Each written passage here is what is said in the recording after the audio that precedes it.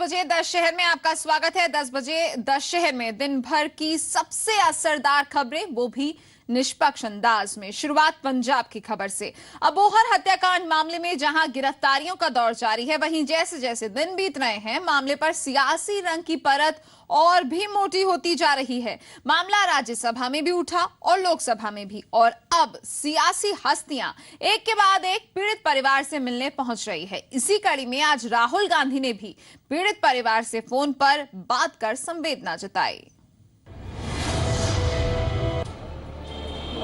अबोहर में हुई अमानवीय वारदात पर राजनीति गर्माती जा रही है और निशाने पर है सरकार। सत्ता पक्ष की नजर में विपक्षी पार्टियां राजनीतिक फायदे के लिए इस मुद्दे को सियासी रंग दे रही हैं और पूरा मामला महज गैंगवार है।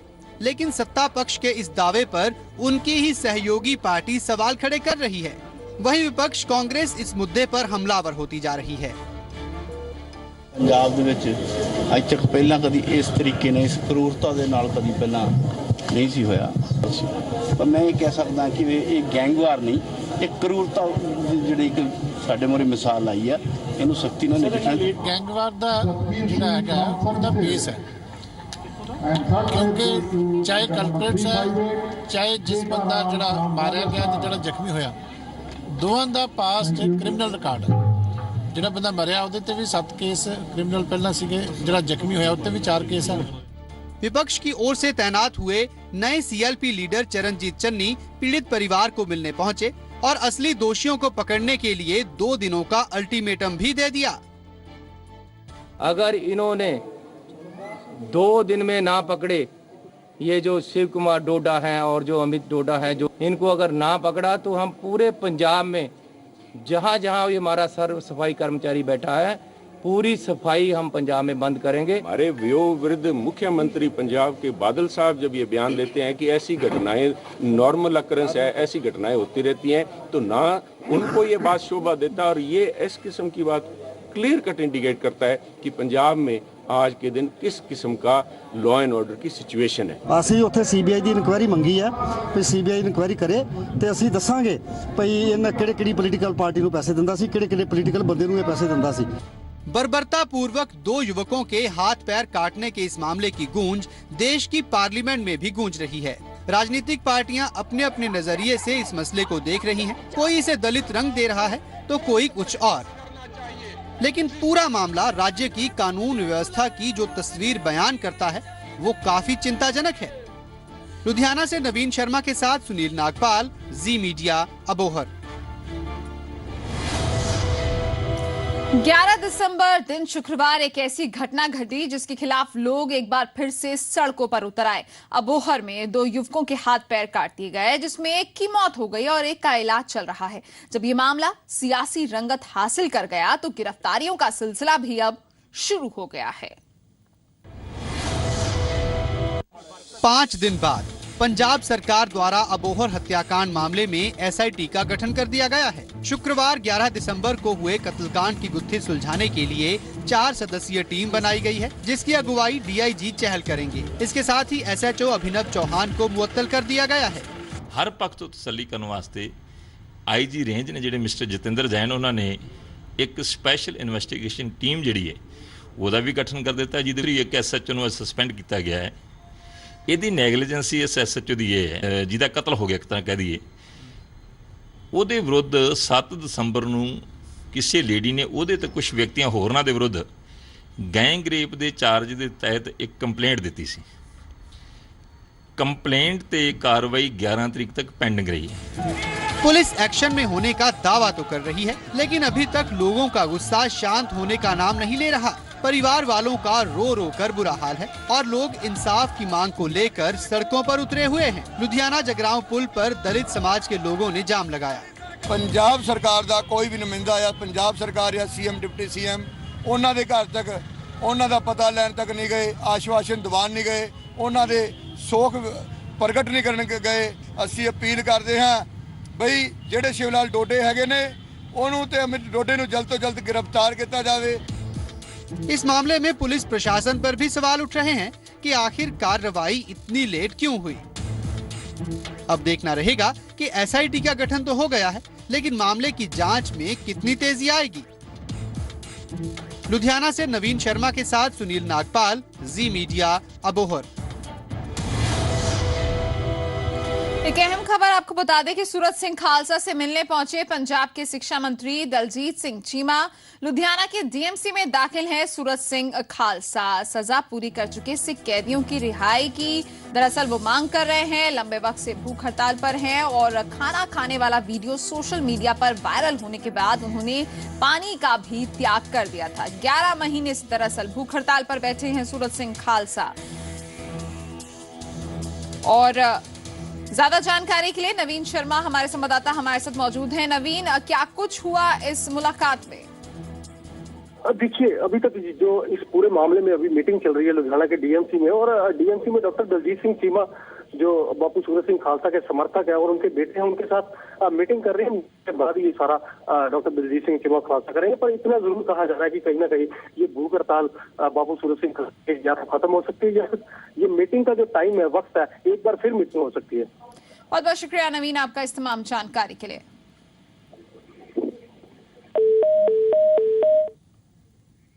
चार हफ्तों में नशे को जड़ से खत्म करने के कैप्टन अमरिंदर के दावे पर अकाली दल और आम आदमी पार्टी ने उन पर कई सवाल खड़े कर दिए हैं। कैबिनेट मंत्री दलजीत चीमा ने तो उन्हें गुटखा साहिब पकड़कर झूठ बोलने से परहेज करने की भी नसीहत दे डाली।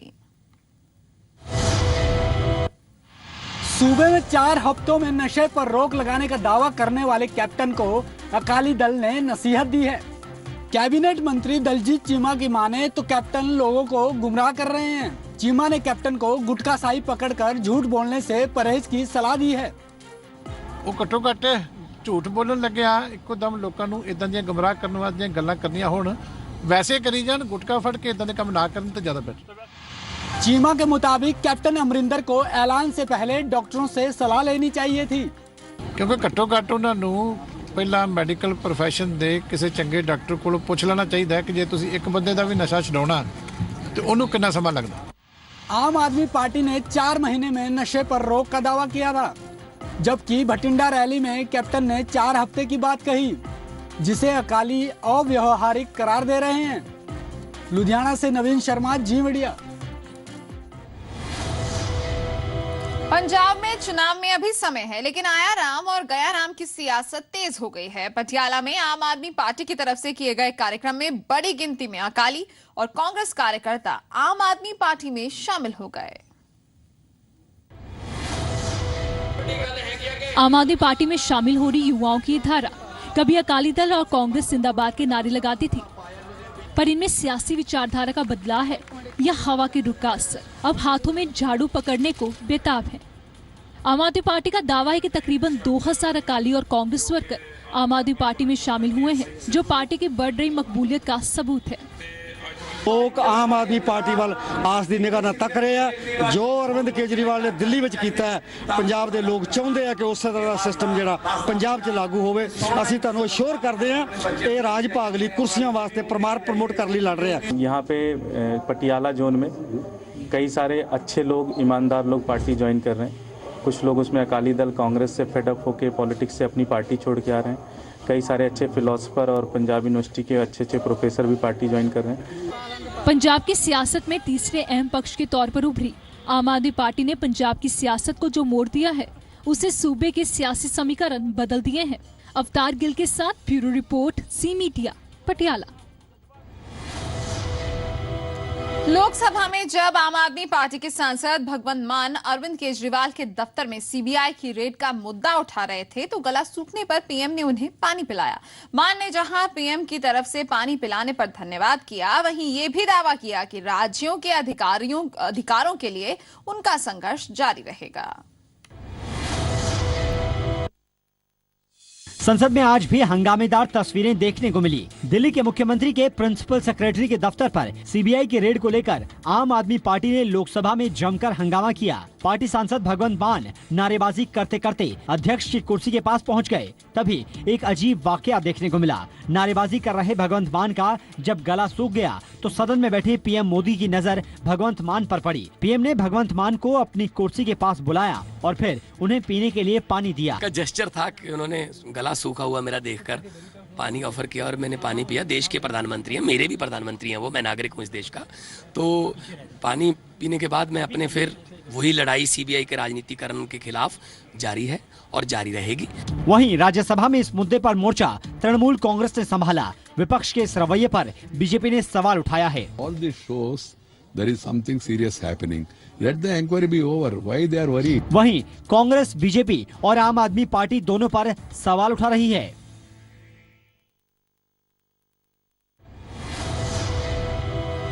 हरियाणा के कैबिनेट मंत्री कैप्टन अभिमन्यु ने दिल्ली के मुख्यमंत्री अरविंद केजरीवाल को नसीहत दी है। उन्होंने कहा कि केजरीवाल नौटंकी करने के बजाय काम पर ध्यान दें। दिल्ली सचिवालय पर सीबीआई की छापेमारी के बाद केजरीवाल ने पीएम मोदी को कायर और मनोरोगी कहा था, जिसके बाद बीजेपी ने केजरीवाल पर हमले तेज कर दिए हैं। दिल्ली सचिवालय में सीबीआई की छापेमारी से तिलमिलाए मुख्यमंत्री अरविंद केजरीवाल बीजेपी के निशाने पर हैं। हरियाणा के वित्त मंत्री ने उन्हें नौटंकी बंद करके काम पर ध्यान देने की नसीहत दी है। कैप्टन अभिमन्यु ने कहा कि केजरीवाल को दिल्ली की जनता से किए वादों को पूरा करने पर ध्यान देना चाहिए। मेरी उनको सलाह है कि वह इन तमाम प्रकार के नाटक नौटंकी को छोड़ करके अब दिल्ली के मुख्यमंत्री हैं, दिल्ली की सरकार चला रहे हैं और दिल्ली की जनता की सेवा करने का काम करें, अपने वायदों पर खरा उतरने का काम करें।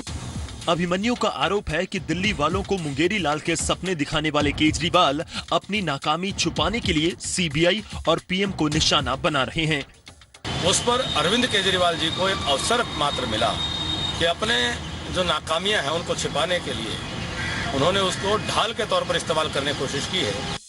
आपको बता दें कि मंगलवार को सीबीआई ने दिल्ली सचिवालय पर मुख्य सचिव से जुड़े मामलों को लेकर छापेमारी की थी, जिसके बाद केजरीवाल ने पीएम को कायर और मनोरोगी तक कह दिया था। राकेश रोहिला, जी मीडिया, कुरुक्षेत्र। बरनाला में किसानों और मजदूरों ने रैली करके सूबे की सरकार को ललकारा। ये लोग सफेद मक्खी से हुए नुकसान का मुआवजा नहीं मिलने से नाराज हैं। साथ ही इन्होंने सरकार पर कारोबारियों को फायदा पहुंचाने का भी आरोप लगाया। बरनाला में किसान और मजदूर जत्थेबंदियों ने ललकार रैली करके सरकार को घेरने की कोशिश की। किसानों और मजदूरों का आरोप है कि सरकार ने सफेद मक्खी से हुए नुकसान का मुआवजा नहीं दिया है, जबकि कारोबारियों को मुआवजा दिया जा रहा है। किसानों ने सरकार पर वादा खिलाफी का आरोप लगाते हुए 18 को अमृतसर में रैली का ऐलान किया है, जबकि आने वाले दिनों में पूरे पंजाब भर में प्रदर्शन की चेतावनी दी है। किसान और मजदूर जत्थेबंदियों के मुताबिक सरकार ने 644 करोड़ किसानों और 64 करोड़ मजदूरों को देने का वादा किया था। बावजूद इसके अभी तक मुआवजे के लिए तरस रहे हैं। मांग नहीं माने जाने पर अलग अलग स्थानों पर रैली करने का अल्टीमेटम दिया गया है। बरनाला से सुमित जोशी, जी मीडिया। चंडीगढ़ के मेयर पद के चुनाव की तारीख का ऐलान हो गया है। 8 जनवरी को मेयर का चुनाव होगा। हर बार की तरह इस बार भी कांग्रेस और बीजेपी अकाली दल गठबंधन में कड़ी टक्कर देखने को मिलेगी। दोनों ही पक्ष अपनी अपनी जीत के दावे कर रहे हैं।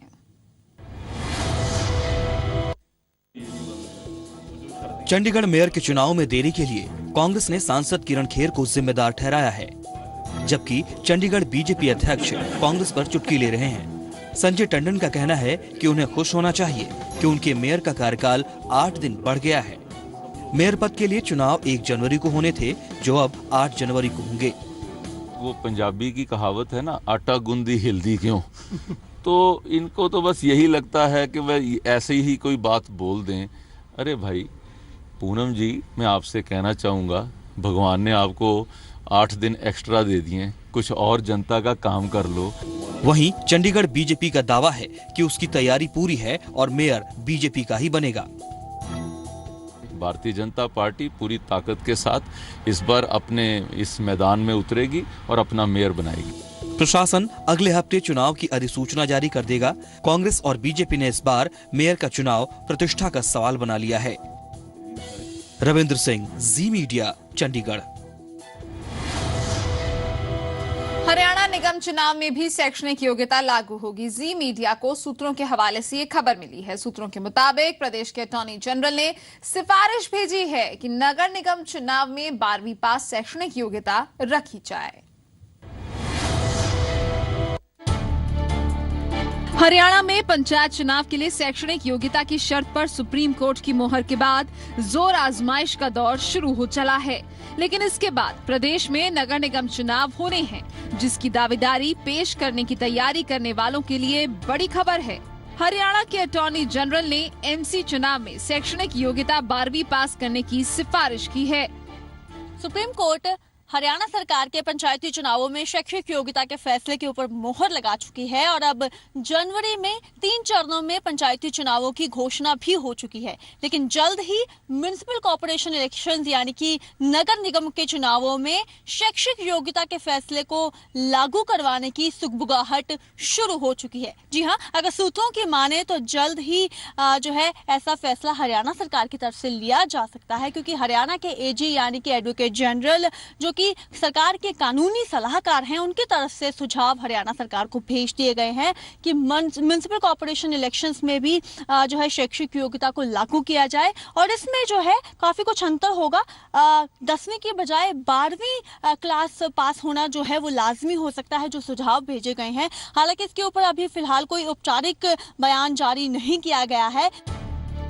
पंचायत चुनाव में शैक्षणिक योग्यता लागू किए जाने के बाद जाहिर है कि सरकार ये सिफारिश मान ले, जिससे नगर निगम चुनाव में भी पढ़े लिखों का बोलबाला होना तय है। चंडीगढ़ से नेहा सलारिया, जी मीडिया। सोनिया और राहुल के समर्थन में हरियाणा कांग्रेस ने फरीदाबाद में पैदल मार्च निकाला। इस मौके पर नेताओं ने केंद्र सरकार पर सरकारी एजेंसियों के दुरुपयोग का आरोप लगाया। कांग्रेस प्रदेश अध्यक्ष अशोक तंवर ने आरोप लगाया कि सोनिया और राहुल जनता की आवाज उठा रहे हैं, इसलिए उन्हें फंसाने की कोशिश हो रही है। नेशनल हेराल्ड केस में सोनिया गांधी और राहुल गांधी पर शिकंजा कसते ही हरियाणा कांग्रेस भी विरोध प्रदर्शन पर उतर आई है। फरीदाबाद में कांग्रेस प्रदेश अध्यक्ष अशोक तंवर और विधायक दल नेता किरण चौधरी के नेतृत्व में कार्यकर्ताओं ने पैदल मार्च निकाला। तंवर और किरण के मुताबिक सोनिया और राहुल जनता की आवाज उठा रहे हैं, इसलिए उनकी आवाज को दबाने की कोशिश की जा रही है। जो सरकारी एजेंसीज हैं, चाहे वो सीबीआई हो, चाहे वो एनफोर्समेंट डायरेक्टर हो, प्रवर्तक निदेशालय हो या दूसरी संस्थाएं हो, उन जिस तरीके से राजनीतिक द्वेष भावना के चलते उन एजेंसीज का दुरुपयोग किया गया है, उसी के खिलाफ कांग्रेस पार्टी पूरे हिंदुस्तान में सड़कों के ऊपर है। नेशनल हेराल्ड केस में कोर्ट ने कांग्रेस के शीर्ष नेताओं को नोटिस जारी कर 19 दिसंबर को पेश होने को कहा है। आयकर विभाग भी नोटिस जारी कर चुका है, जबकि कांग्रेस पूरे घटनाक्रम के लिए केंद्र को जिम्मेदार ठहरा रही है। फरीदाबाद से विनोद मित्तल, जी मीडिया। सिखों के 9वें गुरु श्री गुरु तेग बहादुर जी का आज शहीदी दिवस है। आज के दिन पूरी श्रद्धा और सत्कार के साथ इसे मनाया गया। इस मौके पर सरकारी छुट्टी की मांग का मुद्दा भी लोकसभा में गूंजा। तेग बहादुर सिमरिय कर नाव निद आवे त्याए। दिल्ली में श्री गुरु ग्रंथ साहिब जी की रहनुमाई तले और 5 प्यारों की अगुवाई में 9वें पातशाह श्री गुरु तेग बहादुर जी की शहादत को समर्पित एक विशाल नगर कीर्तन सजाया गया। ऐतिहासिक गुरुद्वारा सीसगंज साहिब में बड़ी गिनती में लोग नतमस्तक हुए और अमृतसर में भी संगत ने गुरुद्वारों में हाजिरी भरी। इस दौरान लोगों के मन में एक नाराजगी भी थी कि मानवीय अधिकारों की रक्षा के लिए मुगल हुकूमत के खिलाफ आवाज बुलंद करते हुए गुरु जी ने सीस धड़ से अलग करवा दिया। लेकिन उनकी शहादत को याद करने के लिए सरकार ने एक छुट्टी तक का ऐलान क्यों नहीं किया? साडे एक रोम भी कोई मतलब कि छू लेना साडी रूह कप जाती है। ते इन्नी वड्डी शहादत ते असी सोच ही नहीं सकते। ते सब तो वड्डी गल प्लीज एक छुट्टी डिक्लेयर करनी चाहिए। असी भी अपने बच्चों उत्थे लैके आईए, असी भी मत्ती दास चौक ते उन्होंने मत्था टेकाइए, कुछ करिए, उन्होंने भी पता चले। संसद में भी प्रेम सिंह चंदूमाजरा ने आज के दिन सरकारी छुट्टी के ऐलान का मुद्दा उठाया। श्री गुरु तेग बहादुर साहब भले ही सिखों के 9वें गुरु थे, मगर उन्होंने जो बलिदान दिया देश में धर्म की आजादी के लिए दिया। इस बार से दिल्ली सरकार ने भी छुट्टी की है, किंतु सेंटर की सरकार कम से कम दिल्ली के जो कार्यालय हैं सेंटर के, उनको तो छुट्टी कर दिया करे। सो उस शहादत को हम रिस्पेक्ट देने के लिए कम से कम 2 मिनट के लिए यहाँ रिस्पेक्ट पे करने के लिए तो हाउस को बोलना चाहिए। हिंद की चादर श्री गुरु तेग बहादुर जी, जिन्होंने मानवीय अधिकारों के लिए शहादत का जाम पीने से पहले जरा भी अपनी जान की परवाह नहीं की। ऐसी कुर्बानी की मिसाल मानवीय इतिहास में कहीं नहीं मिलती। दिल्ली से हरशरण कौर के साथ राजन गोसाई, जी मीडिया, अमृतसर।